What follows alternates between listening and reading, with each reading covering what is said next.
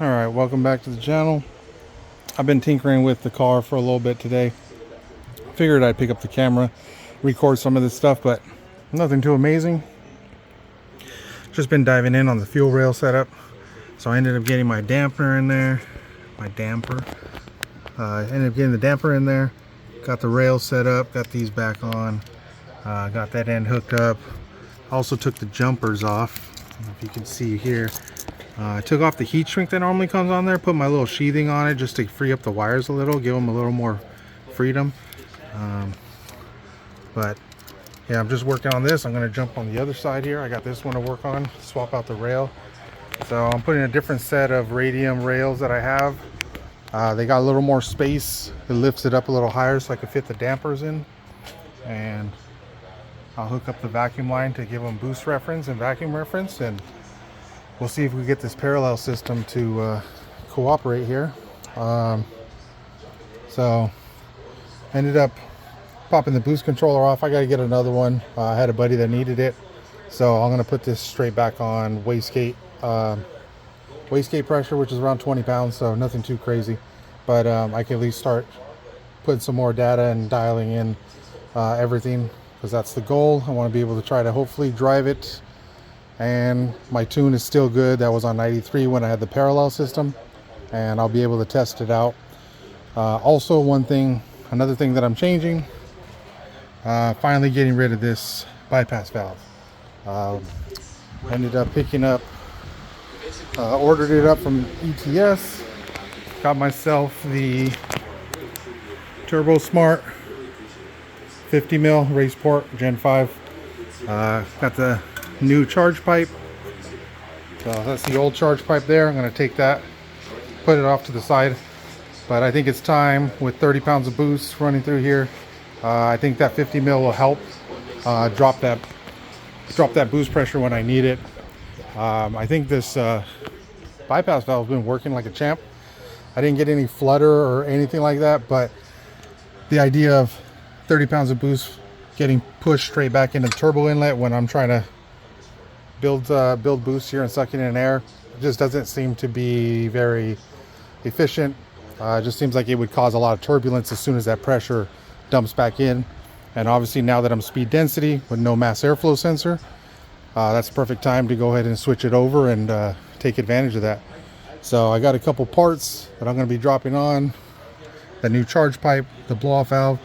I got a cap, so I got to cap this port down here. I'm going to take that hose off, just put a little cap on that I bought off of Amazon for like 12 bucks, and that should close that off, and I can run my race port blow off valve. But yeah, I got that one rail down, and we're going to see how this works out. This is a different set of rails. I bought them online, and I don't know what they came off of or anything like that, but you can tell by the design. So this design here, this is their older design.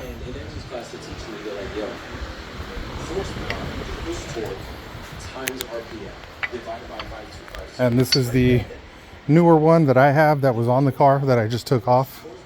So this one here, these are the ones that I bought online. They had these dampers in it. I was having some trouble getting them to seal up when I originally got them. These are 8A and orb, or ORB, whatever you want to call it. But the seal was pushing out. It was all smashed and everything. So I was messing with it and checking it out. They screw into these perfectly fine. The seal goes in the channel and everything. But for some reason on this rail, it didn't like to do that. It was cutting the seal in half, and I was having a lot of concerns about leaving it like that. I don't know if the person that I bought them off of ran the car like that, but I didn't feel comfortable doing it. So what I ended up doing, I found some injector O-rings that were smaller, and I popped them on here, and they seemed to lock straight in, and I could feel the actual O-ring compress when I tightened down the damper. So I'm going to go ahead and rock with that. We're going to check for fuel leaks or anything like that before we actually run it, but at least for the meanwhile, dampers are on there, and I can swap over to the new style. and we'll run those and see how they work. With this one here, if I put the dampers on this, they actually hit the housing, and I think hit on the actual spacer. And I've read people saying they grinded the spacer to get it to fit. I didn't really feel like the need to grind it, especially since I have those and they fit no problem. There's space all around. If you can see right there, they're very close, but there is space between it. You can see there and there, but yeah, they fit in there pretty tight. But let's see if they'll help me out with these pulsations that I'm having going through the fuel system. So like I said, I got that side tied in, and we're gonna go ahead and jump on this side, and I'll pop back in. I got to put that charge pipe back on, but I'm gonna pull this throttle body off to try to help with the install of the cap and everything down there underneath the manifold. So yep, we're working towards stuff, but little by little. This is definitely not at the top of the list, and with everything going on in normal daily life, I come out and work on the car whenever I can. So I know I don't have too many videos. There's not too much stuff. This is just small stuff that I've been wanting to tinker with, just to get it dialed in the way I want. So a lot of it is just sitting here, trial and error, pulling things apart and testing out different ways of installing it until I get something that I'm comfortable with. So that's where we're at. We're gonna dive in on that other side, and we'll see how it all turns out. All right, so took this throttle body off here. As you can see, my turbo inlet here, I took off the recirc hose, so that's going to be gone. This is the sleeve out of the recirc. Oh, let's get some clearer image here. So this is the sleeve out of the recirc. Like I said, I bought just a regular silicone cap that I bought online. I found this on actually on YouTube. There was a guy, I could link his video if I get it, that had talked about this, and I did not like the typical plugs that people put in the hose and leave it hanging there, because that definitely is not a good looking engine bay. But so I ended up getting that cap, got it on Amazon for like 12 or 13 bucks. I don't remember the size off the top of my head. I'll put it on the screen. I'll look it up. But I believe it's 1.5 or 1.8. I'll put it on the screen.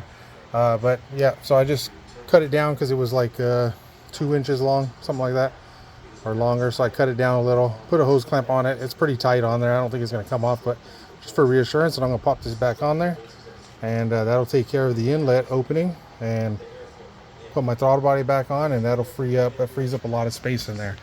So you can see now it's a decent amount of room.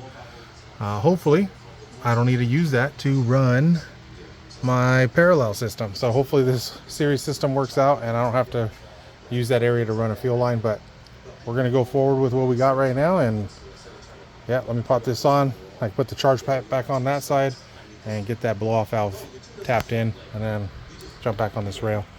So all right, let me start working on that. All right, just a quick update. There we go. That's the cap. It's just pressed right in, and yeah, that should be good to go. So I'll put this throttle body back on and its 4 bolts, and let's continue on.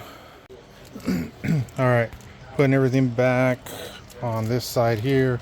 I got the charge pipe all set up, swapped over my couplers, race port, intake air temp, got all that swapped over. I was gonna put it back on, but I forgot that I had this oil fill that we made the video about from the Hawkeye. I just had this sitting here, but I ended up picking up, ordered it online. This is the part number, same one here, with the bracket. 30 bucks shipped to your door. It's not a bad price for a brand new oil fill. And yeah, my simple upgrade here. So we're going to slap this bad boy on and bolt it in place, so we never have to worry about that anymore. So I'm trying to do this on camera, but I don't know if that's going to work out very well. You know what, I'm going to go ahead and put the camera down and pop it in place. All right, Officially got it all bolted in, the brand new oil pickup with the bracket, and that's where it sits. Looks nice, I like it. And like I said, 30 bucks shipped. So keep this in the package just so I know, but this will be back in the Hawkeye pretty soon. But yeah, time to put that charge pipe on. Let's try it out. Alright, so got the new charge pipe in. You can see here, I got the blow-off valve spun upside down just to make the factory line work. When I get some adequate new line that I'm comfortable with, I can spin it back around, but it seems like they put it really high compared to everything else. They could have definitely angled it a little bit more. You got so much space right in here. They definitely could have angled it. So I'm not really super thrilled about it, and I don't like that the writing is upside down. Maybe I might have to get some different fitting with like a right angle to be able to mount it, but if I mount it the other way, the fittings are pointed up pretty high. So I guess we're gonna have to rock with that for now, but it's in. It'll work, it'll do the job, but I figured since I'm in here, might as well pull the insulation off to take this out. And I am gonna get a plug. I think KS Tech makes one. I'm probably gonna get one from them. And I know, I think it was Veris makes another one, but I don't really like that they put their Veris emblem on it. The KS Tech one's just all powder coated black, and that's the one that I actually have for the hatch. So we're gonna pull this apart, and then I'm gonna put the insulation, which is right here, put the insulation back. But yeah, I was able to get the insulation off without damaging anything. Panel tools, this one right here is the one that I ended up using. Popped out the clips, super easy. Without damaging anything. So there's the clips right there. But yeah, I'm gonna go ahead and pop out the rest of these clips here, and we're gonna pop this whole assembly out and get it out of the way because it does rub. As you can see here, rubs on that pipe, and the other charge pipe, it rubbed right there. Now I got the blow off valve which sticks up higher, so I definitely don't need it jamming into that. So we're gonna go to pull it out, and yeah, just keep working on some stuff and cleaning up some stuff. Alright, got the cover off, got the under thing off. I mean, geez, Subaru, like, you got enough clips on all this stuff, man. Look at this. This is crazy. So, the only thing that's going back on is the insulation. So it looks like I got the bolts, the two 8mm. I put these two clips in because that's supposed to be held in there. But two 8mm and two clips. The rest of it, we'll see. I don't really like the sound of that, but we'll see if I can get it to hold on and not make any noise, because that's the last thing I need is some sound when I'm driving here. Okay, so you can see right there, this is this corner making noise here, and hopefully that 8mm bolt protects me from that sound, because that's the only thing holding the scoop. Once again, like I said, I'm going to get the KS Tech block off and put that on there. But you probably get to see the blow-off valve now. Right through there, look at that. That might give away a little too much. Oh yeah, you're gonna see everything in there. We'll see, I need to get that block-off plate ASAP. But yeah, I'm gonna put the insulation back on. This is the whole cover assembly. This big hunk of junk. Yeah, toss this insulation back on and I'll be right back. So I wanted to chime in on this. So I got all this off. I went to put these bolts in, and funny thing is these clips obviously were intended to have that plastic behind there. So I'm going to try to figure something out. Same thing with these bolts. They got a little beveled edge on there, so it actually keeps it from fully seating on the metal. So I was trying to look for an O-ring or something, and I was going to use a piece of hose like I cut here, but I actually had these injector base O-rings, and funny enough, they actually fit perfectly over the bevel, and they lock on pretty good. So, and there you go, sits on there pretty nice, and it's at least got some rubber bushing in between it. So I'm gonna go ahead and use these two. I just had them kicking around. I got seals and whatnot, so we're gonna put those on there, and then I'm gonna address something to possibly take up the slack on these to at least make it tighter. So I'll pop back in when I get that done. All right, so this is what we came up with. Like I said, the injector O-ring there for the 8mm bolts. I actually ended up having a bag of clips that I bought, all the Subaru sizes, and dropped in my clips, and it's nice and tight. So I went ahead and just replaced both of them, and we're good to go. So I'm gonna drop this insulation back on, and it should be done in a second. And there we go. There we go. We got the insulation back on. No scoop. Don't have to worry about rubbing anymore.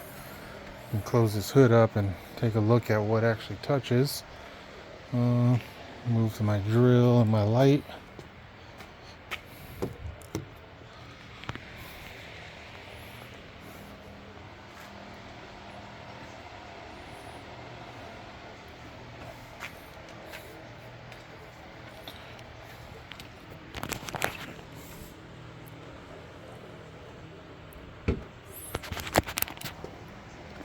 Yeah, that looks like complete crap. So we're definitely gonna have to address that. But you can see here. Whoops, that was pretty loud. Got plenty of clearance now. Go ahead and latch it. We got plenty of clearance for the blow-off valve. Like I said, I don't know why they decided to make it that high. That's a little annoying to me. But we're good all the way around. Yeah, I'm glad I removed that scoop, because that would have jammed straight into it pretty bad. So yep, so I got to get that block off plate or cut this insulation more. But yeah, it's not too shabby.